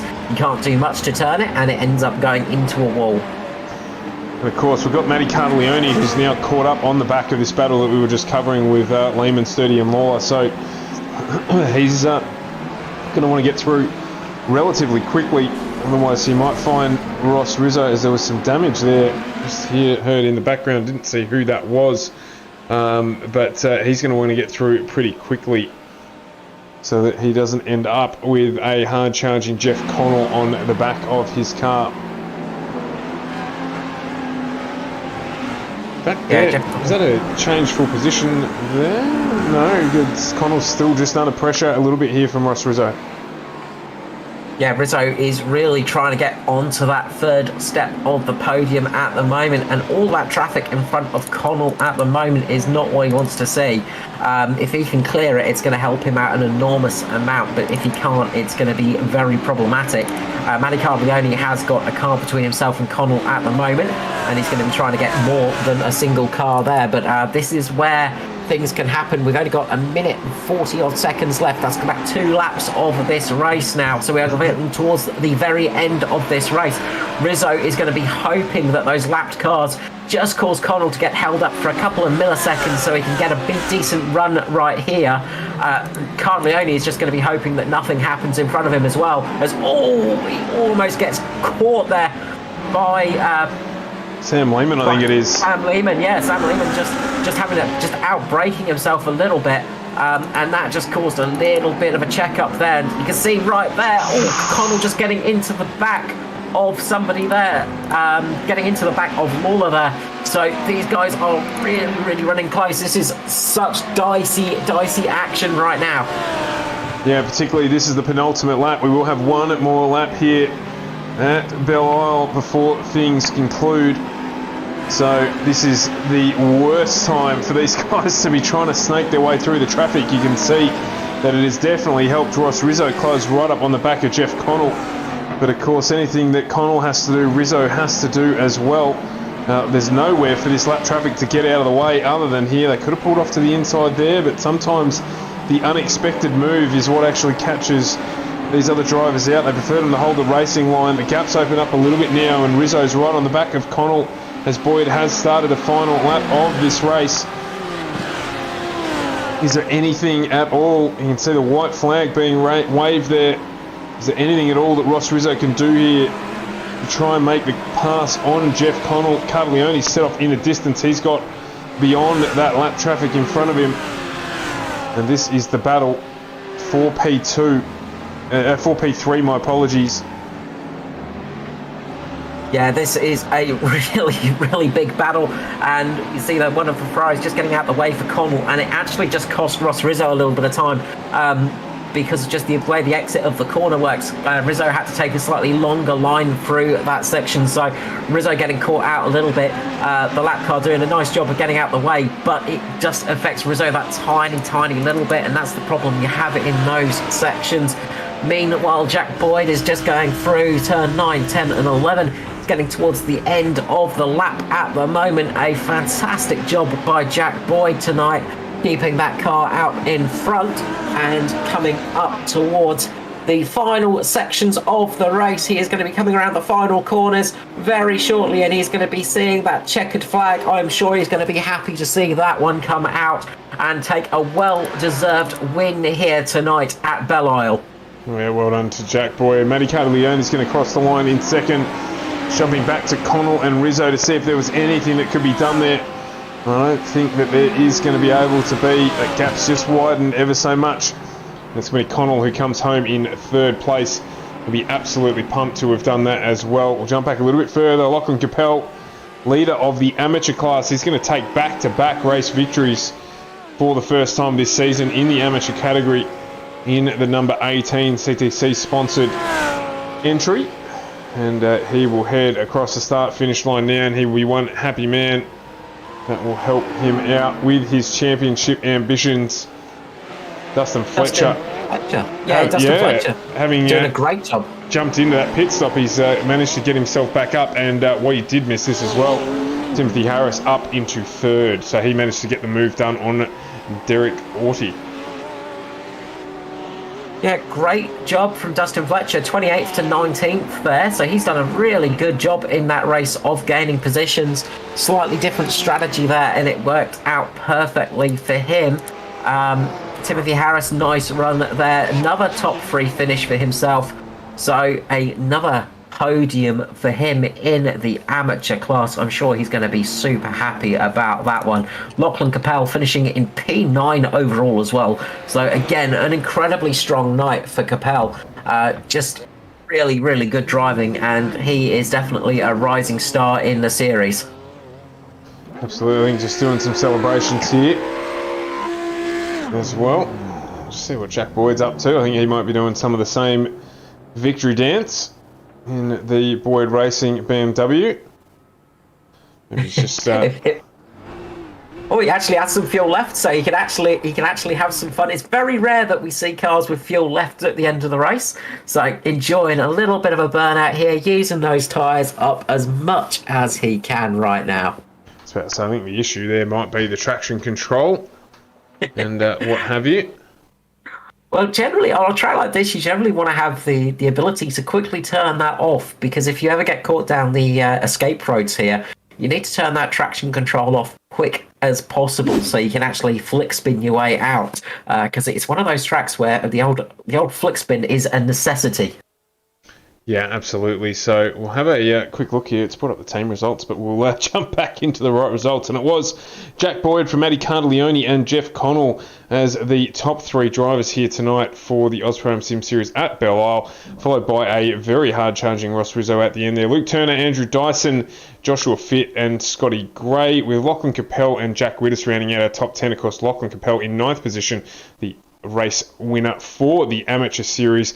Dustin Fletcher followed him home in 2nd place, along with Timothy Harris in 3rd in the amateur category. So a really strong result there from Lachlan Capel to be inside the top 10 as well, and a couple of return to forms tonight. This is what I love about the Combox, Carl. We've got a lock on the door, and it's a bloody big lock by the look of it. But it doesn't matter what we do. As soon as Jeff Connell gets into the top 3, he just lets himself in, makes himself at home. I can smell the coffee pot on. He's basically been in here for a couple of laps. And Jeff, welcome back. A much long-awaited return to the podium, mate. Yeah, thanks. Feels like it's been forever, actually. So, been driving pretty bad. So yeah, it's good. Good change. We saw early on that you had good pace in practice, and a good qualifying performance tonight as well, helping out, and able to run well in pit lane there. You just got the jump on Ross with a slightly shorter stop at that last stop to help you out there. So fuel strategy played in your favour. Yeah, fuel strategy was all right, but I actually stuffed up my second stop. I don't know how I did it, but I put a new right rear on, so cost me 7 seconds in that second stop, and then obviously having a right rear, the car was pretty unbalanced everywhere.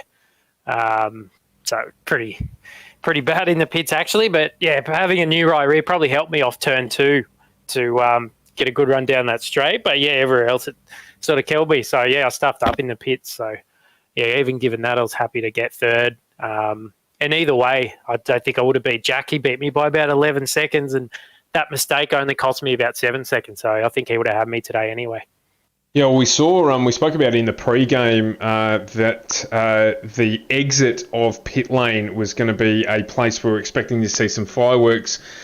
You came within a tissue paper of having your night turn a little bit pear-shaped there, mate.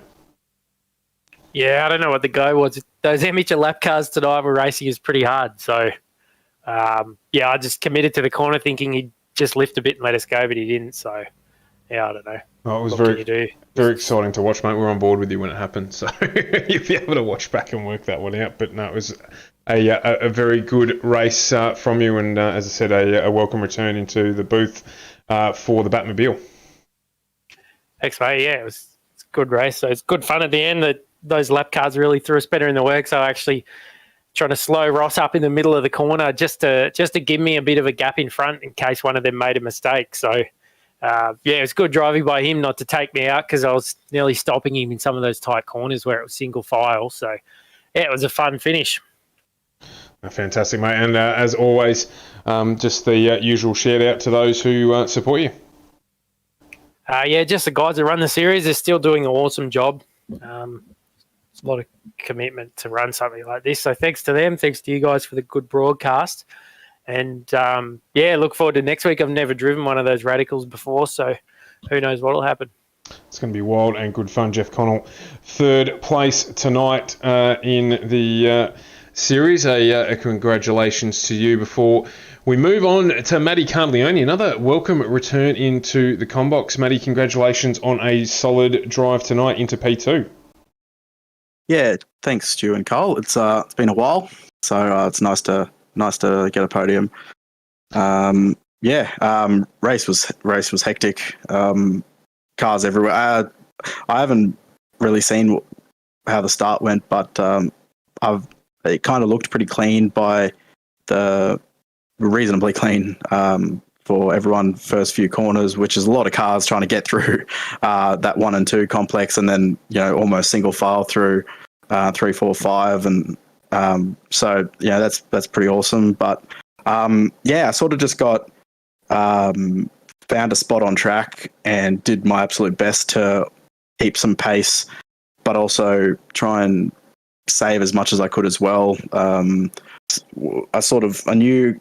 Well, not that I knew, but I felt comfortable in the car that I knew I had more pace in the car. I don't know about more pace than Ross or Jack Whittis at that time, but I knew that I had some more pace in the car, so I felt pretty comfortable to I just gave it just enough to sort of stay in the back with Ross and have a nice reference, and then just save and save and save, and then went an extra lap again in the second stop, and then I which was handy, and then even put just an extra litre in at the end, so I knew I was going to probably have to fight Jeff. I'm not sure whether he was saving or not towards the end. I knew traffic, it's kind of difficult. You got sort of AM cars that were fighting for position. There was a couple of times where I think the mechanic's going to need to chuck new bulbs in the front of the Lambo because they're burnt out, that's for sure. Because I had a couple of cars that sort of a little bit stubborn, but I understand that they're racing. But towards the end there,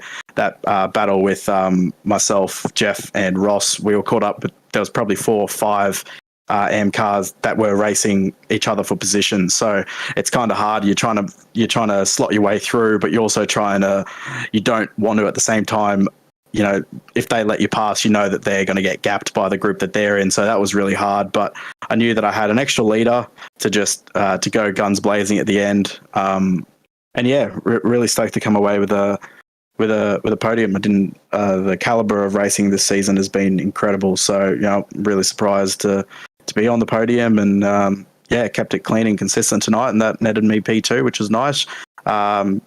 Unfortunate for SVG taking a hit there at the start, but somehow brought the Lambo home nice and clean, probably less a mirror or two, but yeah, it was really good, and happy to share the podium with Jack and Jeff. Yeah, absolutely. The Lambo, they're basically carrying an extra human on board at the moment. How did you find that around the bumpy streets of Belle Isle? To be honest, I love the weight on the Lambo.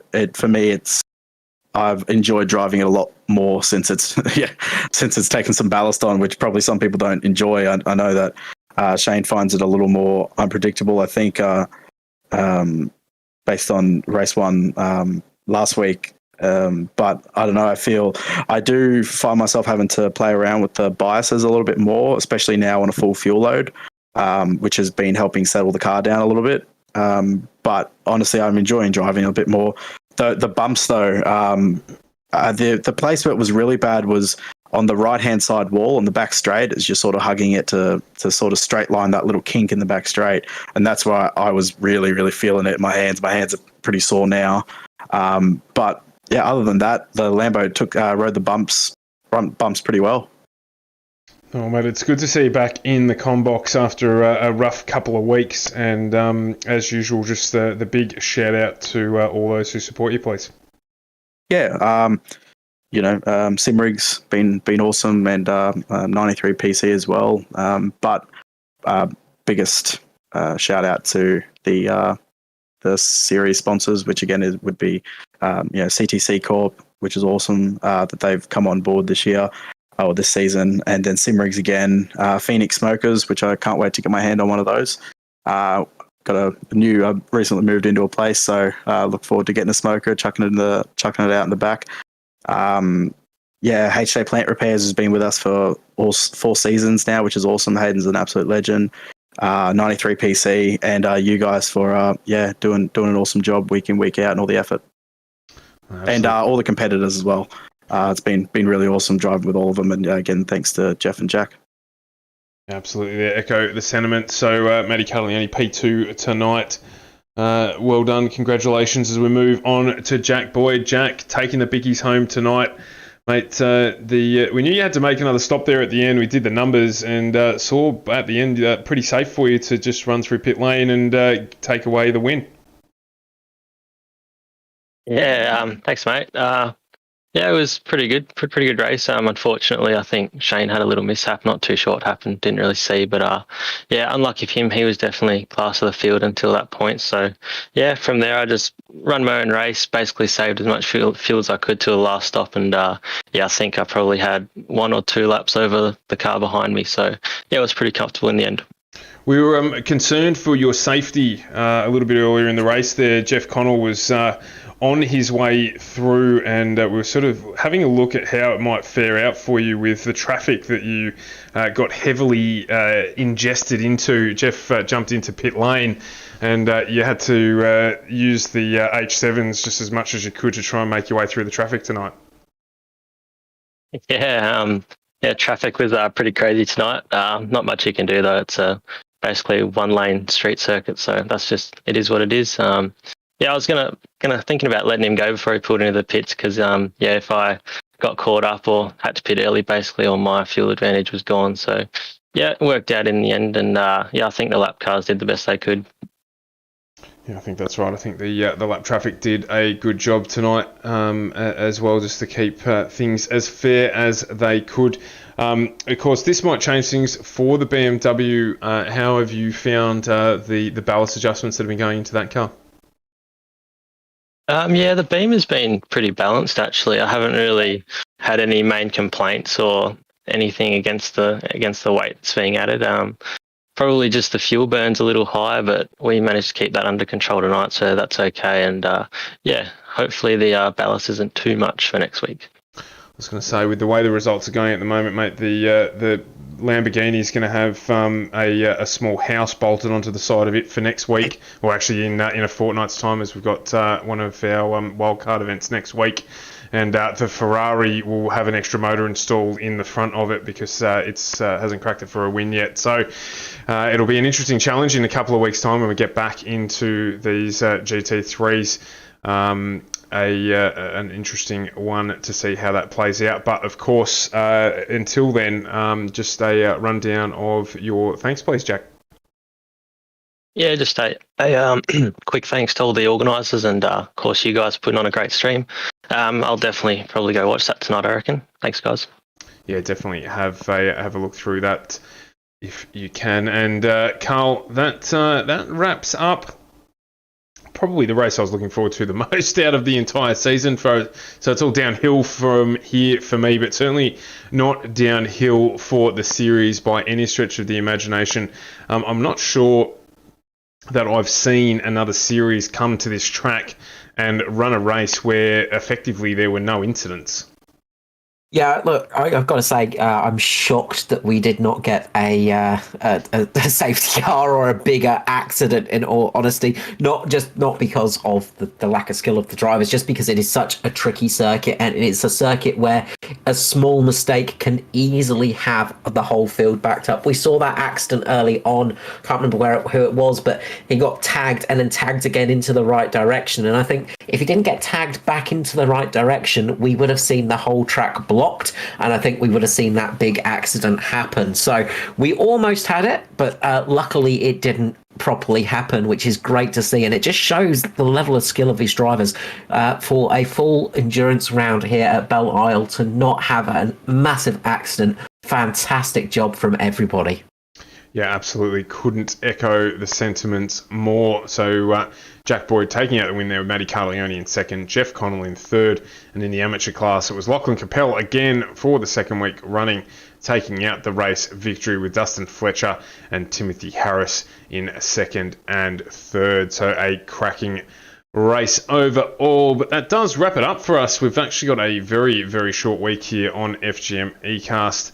As the studio gets relocated over the next few days. So we will be back with you all next Monday evening, and that is a caveat as well, pending restrictions in Victoria lightening up a little bit, because we are locked down with a curfew in the state until at least the 2nd of September. So that may affect proceedings. So do stick an eye onto our socials if you are looking, because it should be the AUSPASS Truck Series coming back for Season 3 2021 on Monday evening. And of course, Tuesday night we'll be back with the call of the wild card round, those radicals. That's going to be quite the show to see as well. So don't miss out on that, and we'll bring you some updates on the Cup and the AUSPASS Xfinity Thunder Series that starts again tomorrow night throughout the balance of the week. So, Carl, once again, thank you for joining, and thanks to everyone who tuned